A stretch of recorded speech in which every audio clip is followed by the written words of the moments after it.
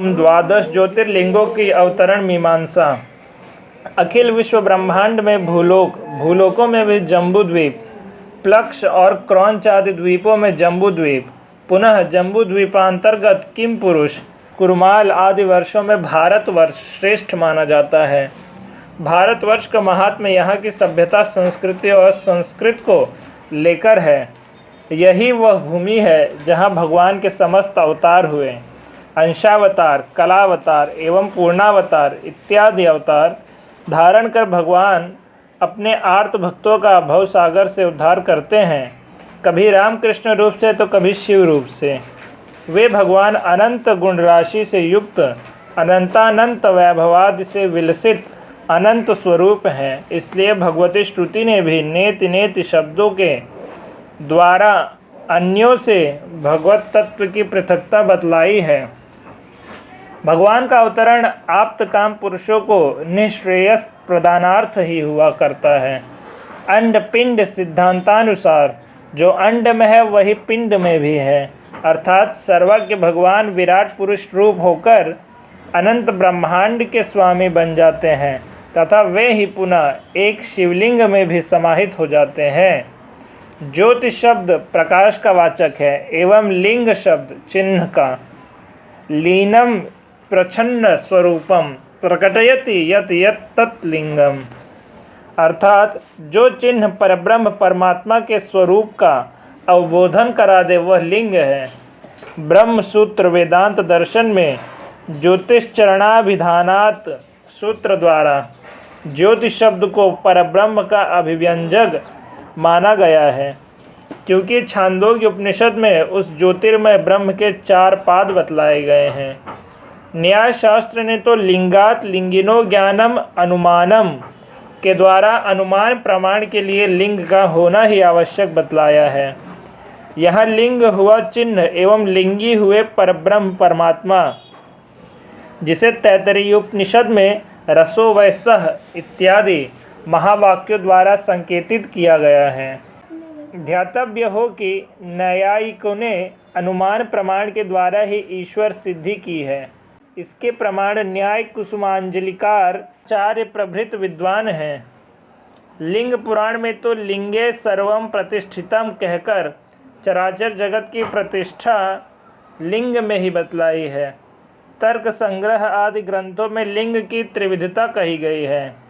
अन्वय व्यतिरेक, केवलान्वयी तथा केवल व्यतिरेकी। व्याकरण के अनुसार लिंग शब्द अच प्रत्यय के योग से लिंगम शब्द बना है।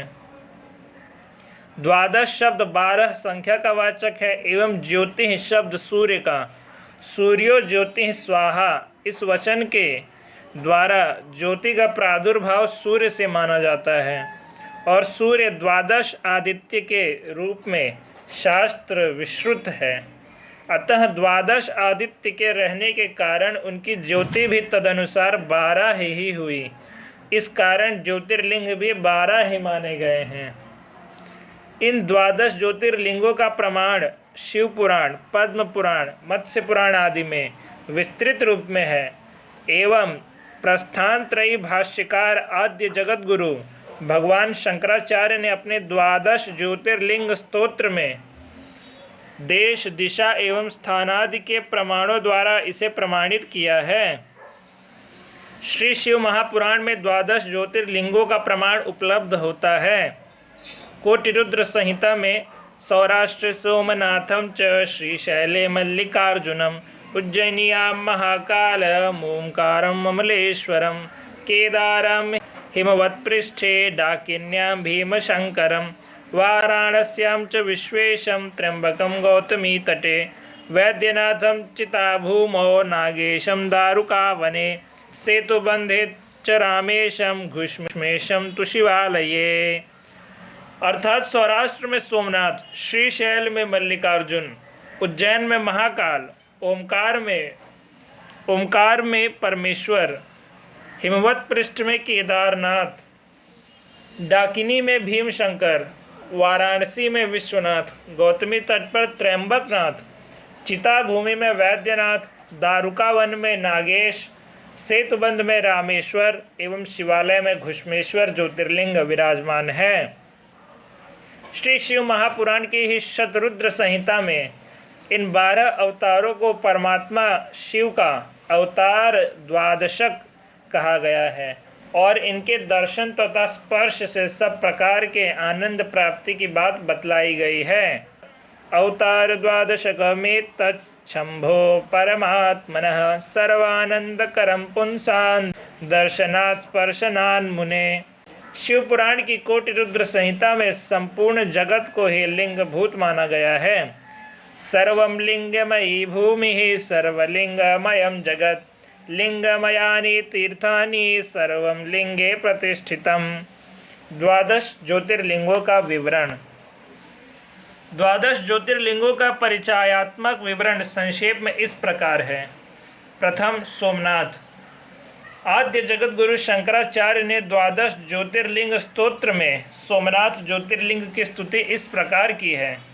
सौराष्ट्र देशे विशदेति रम्ये ज्योतिर्मयं चंद्रकलावतंसं भक्ति प्रदानाय कृपावतीर्णं तं सोमनाथं शरणं प्रपद्ये।